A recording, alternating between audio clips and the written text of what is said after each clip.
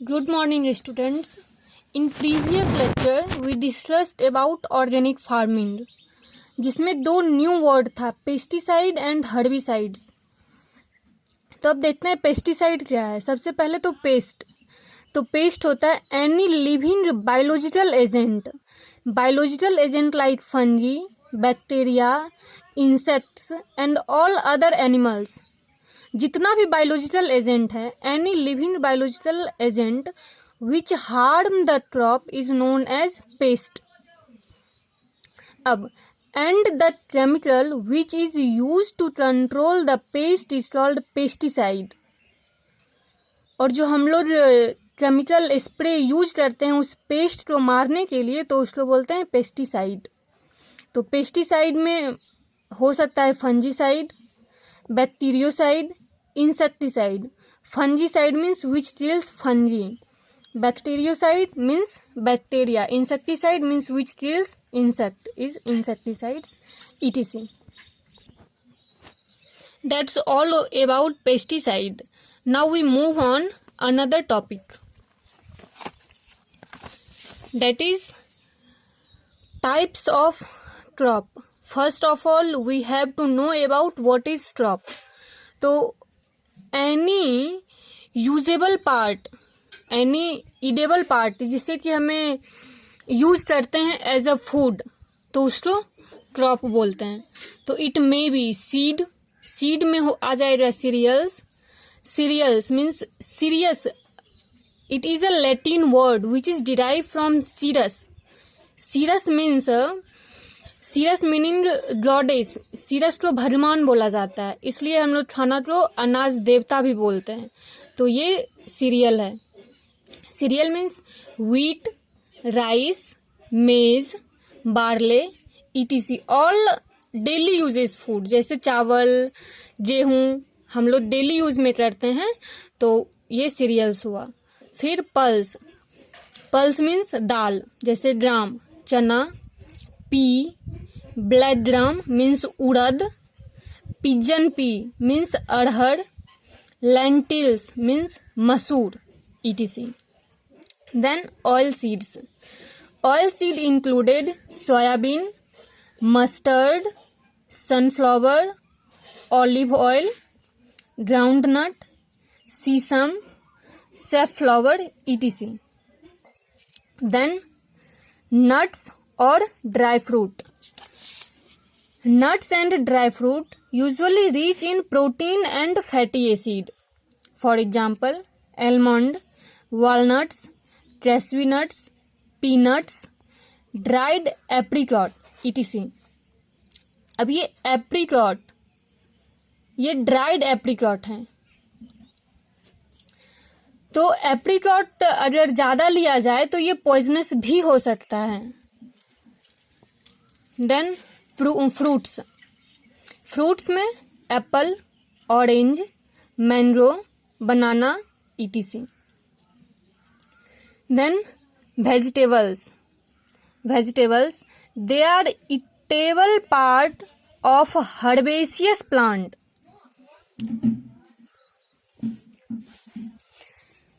Vegetables are edible part of herbaceous plants. Herbaceous means you know about herbs and tree.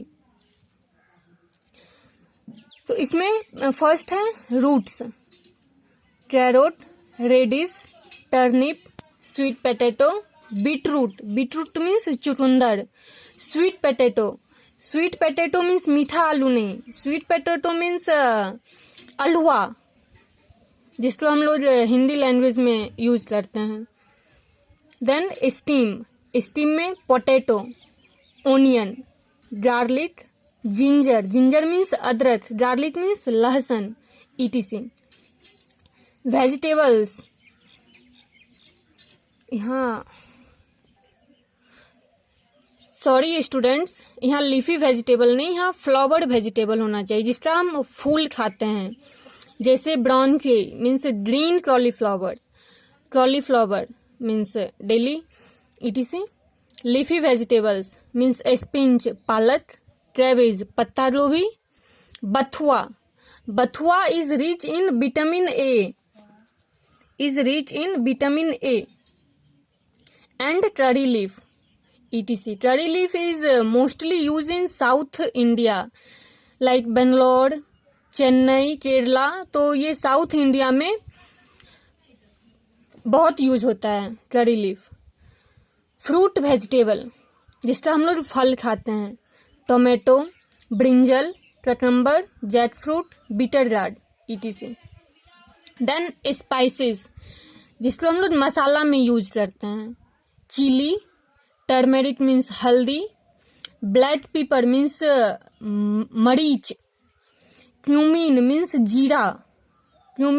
जीरा, fenugreek, लोभेज, cinnamon means एक मसाला में आता है, tree जैसा उसका बार्क रहता है, जिसको दालचीनी बोलते हैं. तो दालचीनी सिनेमन्स, क्यूमिन जीरा, ब्लैक पेपर मीन्स मरीच, तो etc. Fodder crops, they provide green fodder to the cattle, जैसे बरसीम, ओट्स, सोरगम. तो इससे हम लोग एनिमल के लिए घर बनाते हैं. तो इसको तो बरसीम, ओट्स हम लोग खाते भी हैं, बाजार मार्केट में बहुत इजीली अवेलेबल रहता है ओट्स. सोरगम, जिसको जय बोलते हैं, जौ. And other crops like fibre में cotton, tobacco, tea, coffee, chocolate, etc. This is all about types of crop.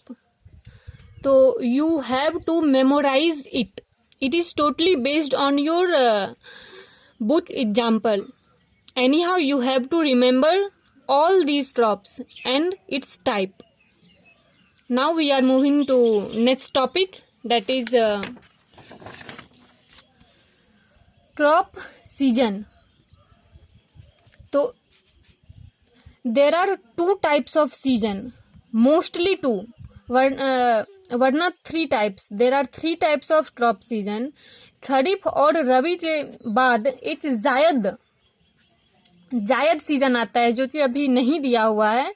You will study in higher classes that there are three crop season, kharif, rabi and zaid. But in your book only describe about two season, that is kharif season और rabi season. तो ये season है खरीफ crop, जिसमें खरीफ season में जो crop लगाते हैं, तो खरीफ क्रॉप एंड रबी क्रॉप. तो दे आर मानसून और रेनी सीजन क्रॉप. अब जैसे हम लोग सीजन स्टार्ट करते हैं तो वो खरीफ सीजन से स्टार्ट होता है. जैसे ईयर जनवरी से स्टार्ट होता है, तो वैसे ही क्रॉप सीजन खरीफ सीजन से स्टार्ट होता है. तो the crop are sown in June and July. These crop are harvested during September to October. तो ये याद रखना है कि जब भी सीजन स्टार्ट होगा तो वो खरीफ सीजन स्टार्ट करेंगे. First kharif, second rabi, third zaid, जो कि नहीं दिया हुआ है. Then rabi crops, they are non monsoon season crop. इस सीजन में बारिश नहीं होती है ज्यादा. These crops are sown in October and November. October to November. The crops are harvested in March and April. अब इसका example is very important. Wheat, barley, gram, mustard, etc. are Rabi crop. These all are grown in Rabi season. In Kharif season, there are rice, maize, groundnut, soybean, etc. These all are grown in Kharif season. This is all about today's lecture, and I am giving you a homework from your Ashchan book, page number 3. Page number 3. You have to memorize it. First, agronomy. Agronomy is a branch of agricultural science dealing with production of field crop and management of the soil. Production of field crop में जैसे जिस wheat, मेज, barley, sorghum, इस सब के लिए field चाहिए बड़ा सा, तो इसको फील्ड क्रॉप बोलते हैं. तो production of field crop and management of the soil, तो ये एग्रोनॉमी का ब्रांच है. Then horticulture is a branch of agricultural that deals in growth and management of fruit and flowers in orchard and gardens. तो horticulture में हम लोग पढ़ते हैं management of fruit and flowerings plant. जैसे बागीचा के बारे में, अभी मैंगो सीजन चल रहा है, तो मैंगो के बारे में अगर पढ़ना है तो हम किसके पास जाएंगे? हॉर्टिकल्चर. इसका एक अलग ब्रांच है हॉर्टिकल्चर में, हम लोग पढ़ेंगे ऑर्चार्ड एंड गार्डन्स के बारे में, जिसमें ऑल फ्रूट्स आ जाएगा, मैंगो, गुआवा, बनाना, पोमीग्रेनेट, जितना भी फ्रूट्स है तो उसका गार्डन के बारे में हम लोग हॉर्टिकल्चर में पढ़ेंगे. देन ऑलिगोकल्चर तो refers to growing and managing of vegetables. Oligoculture study about vegetables. Aquaculture the farming and harvesting of plant and animals in a bodies of water for economical purpose. Aquaculture means water.